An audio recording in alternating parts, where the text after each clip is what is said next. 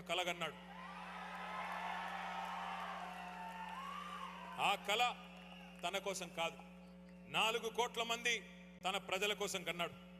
దేశ స్వాతంత్రం కోసం పోరాడిన మహాత్ముడి స్ఫూర్తిగా, అదేవిధంగా బోధించు, సమీకరించు, పోరాడు అని చెప్పిన డాక్టర్ బాబాసాహెబ్ అంబేద్కర్ స్ఫూర్తిగా, ఐ హ్యావ్ ఎ డ్రీమ్ అని గర్జించిన మార్టిన్ లూథర్ కింగ్ స్ఫూర్తిగా ఆనాడు చిమ్మ చీకట్లలో ఒకే ఒక్కడుగా బయలుదేరి ఉద్యమ బాట నుండి నేను తప్పుకుంటే నన్ను రాళ్లతో కొట్టి చంపండి అను పిలుపునిచ్చిన ఒక నాయకుడు కేసీఆర్. శూన్యం నుండి సునామీ సృష్టించి 14 ఏళ్లలో తెలంగాణ మిషన్ ఇంపాసిబుల్ అనే పరిస్థితి నుండి ఎట్లా కాదు పాసిబుల్ అనే పరిస్థితి చేసి చివరికి ఢిల్లీ మెడలు వంచి తెలంగాణ తెచ్చిన నాయకుడు KCR.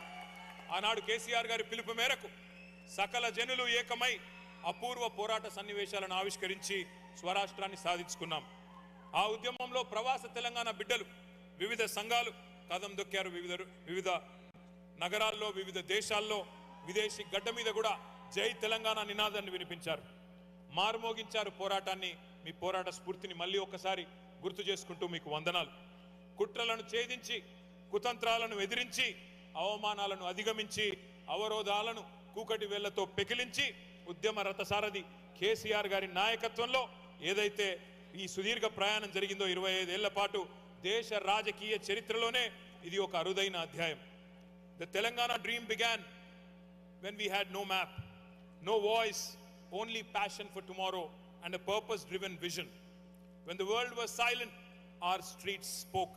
When the future looked far, we marched into our destiny. From self-rule to self-respect to self-reliance, we are writing the next chapter. Every irrigation project, every IT hub, every new school, these are not statistics. These are signatures of a dream coming true, dream coming alive, and you're all part of it. We made it all together. To the Telanganites in America, you're not distant, you're essential to the growth of Telangana. నేను 2015లో మంత్రిగా తొలిసారిగా తెలంగాణ అనే నూతన రాష్ట్రాన్ని ప్రపంచానికి పరిచయం చేయడానికి అమెరికాకు వచ్చినప్పుడు అనేక మధురమైన జ్ఞాపకాలు ఉన్నాయి. ఇదే డాలస్కి వచ్చాం. వచ్చిన రోజు నాకు బాగా గుర్తుంది. ఇక్కడ డాలస్లో చాలామంది మిత్రులు ఒక సమావేశాన్ని కూడా ఆర్గనైజ్ చేశారు. కానీ ఇట్లా వేల మందితో కాదు, కానీ ఒక 500-600 మందితో ఒక హోటల్లో సమావేశం అయినాం. తెల్లారి మేము కాలిఫోర్నియా పోవాలి. అక్కడ గూగుల్ అనే కంపెనీతో ప్రపంచంలోనే 2వ అతిపెద్ద క్యాంపస్ గూగుల్ది హైదరాబాద్లో పెట్టడానికి ఒప్పందం కుదుర్చుకోవాలి తెల్లారిపోయి. కానీ అనుకోకుండా ఆ రోజు డాలస్లో సరిగ్గా 10 ఏళ్ల కిందట మే నెలలో ఆ రోజు ఒక ఫ్లడ్ వచ్చింది. సైక్లోన్ మన తుఫాన్ వాతావరణం వచ్చింది. మొత్తానికి ఫ్లాష్ ఫ్లడ్స్ వచ్చినాయి. ఫోన్లన్నీ అలర్ట్లతో, రెడ్ అలర్ట్స్తో మారుమోగిపోతూ ఉన్నాయి. ఏం చేయాలనో తెలియదు. సాయంత్రం ఫ్లైట్ పట్టుకోవాలా, మరి ఫ్లైట్లన్నీ కూడా గ్రౌండ్ అయిపోయినాయి. ఆ రోజు ఇక్కడ ఉండే ఎన్ఆర్ఐ మిత్రులు డాలస్లో మాకు ఒక మినీ బస్ అరేంజ్ చేసినారు. ఇక్కడ నుంచి 3 గంటల పాటు ప్రయాణం చేసి ఆస్టిన్ పోయి, ఆస్టిన్ నుంచి ఒక రెడ్ ఐ ఫ్లైట్ తెల్లారి 4:30 గంటలకు పట్టుకొని కాలిఫోర్నియా పోయి అక్కడ ఆ రోజు మరి భయంకరమైన తుఫానులో డాలస్ నుండి ఆస్టిన్ దాకా ఏ ప్రయాణం అయితే చేసి చివరికి కాలిఫోర్నియా చేరుకుని గూగుల్తో ఒప్పందం కుదుర్చుకున్నామో నాకు ఇంకా బాగా గుర్తుంది. ఇది ఎందుకు చెప్తా ఉన్నా అంటే ఎందుకు గుర్తు చేసుకుంటా ఉన్నా అంటే మేము 10 ఏళ్ల పాటు ప్రభుత్వంలో ఉన్నప్పుడు ఇదేదో పదవో ఇదేదో బరువో అనుకోలేదు, బాధ్యతగా భావించాం. ఉద్యమ స్ఫూర్తితోనే ప్రభుత్వాన్ని నడిపినాం. అందుకే అనితర సాధ్యమైన విజయాలు మనకు సొంతమైనాయి. విడిపోతే విఫల రాష్ట్రం అవుతుంది అని హేళన చేసిన చోటనే విజయ కేతనం ఎగురవేసి చూపెట్టాం. మిమ్మల్ని పరిపాలించే నాయకులున్నారా అని గేలి చేసిన నోళ్లతోనే మాకు కూడా మీలాంటి నాయకులుంటే బాగుండు అని అనిపించాం. స్వరాష్ట్రాన్ని నంబర్ 1గా నిలపడంలో ఏ ఒక్క అవకాశాన్ని కూడా మేము కేసీఆర్ గారి నాయకత్వంలో వదులుకోలేదు. మొన్నటిదాకా ప్రభుత్వాన్ని మనమే నడిపాం. సరే, ఎన్నికలన్న తర్వాత కొన్ని డైనమిక్స్ ఉంటాయి, కూడికలు తీసివేతలు ఉంటాయి. ఆ లెక్కల్లో మొన్న 2023 డిసెంబర్లో మనం కొద్దిగా వెనుకబడ్డాం, ఎన్నికల్లో ఓడిపోయినాం కావచ్చు.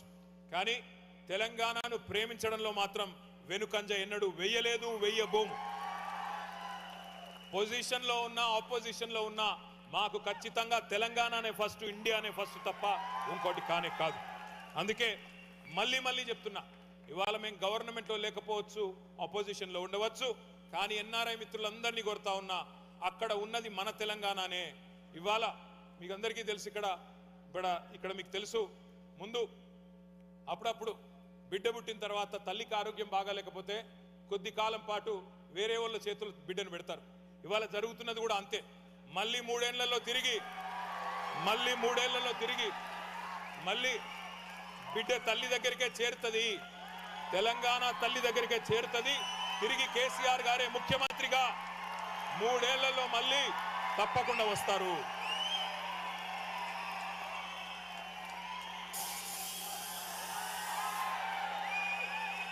మీకు ఇంకొక ఆసక్తికరమైన విషయం కూడా చెప్పాలి.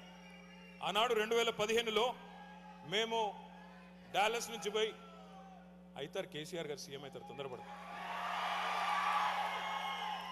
డాలస్ నుండి పోయి బే ఏరియాలో వరుసగా టెక్నాలజీ కంపెనీతో మా మీటింగ్లు నడుస్తూ ఉన్నాయి. అరూబా నెట్వర్క్స్ అనే ఒక కంపెనీ ఉంటుంది, దాన్ని కీర్తి మేల్కోటే గారని ఆయన స్థాపించారు. తర్వాత హ్యూలెట్ ప్యాకెట్లో దాన్ని విలీనం చేసినారు, వాళ్ళు టేక్ ఓవర్ చేశారు. అయితే ఆ కీర్తి గారిని కలిసినప్పుడు, కీర్తి మేల్కోటని కలిసినప్పుడు ఆయన చాలా ఆప్యాయంగా పలకరించి, ఆయన హైదరాబాద్ వాడే, ఆప్యాయంగా పలకరించి సాయంత్రం మా ఇంటికి ఒకసారి ఛాయ్ తాగేందుకు రండి అన్నాడు. తప్పకుండా వస్తామని చెప్పి వాళ్ళ ఇంటికి పోయినాం. అక్కడ పోయిన తర్వాత నిజంగా కూడా నాకు ఆశ్చర్యం అనిపించింది. ఎందుకంటే ఆ కీర్తి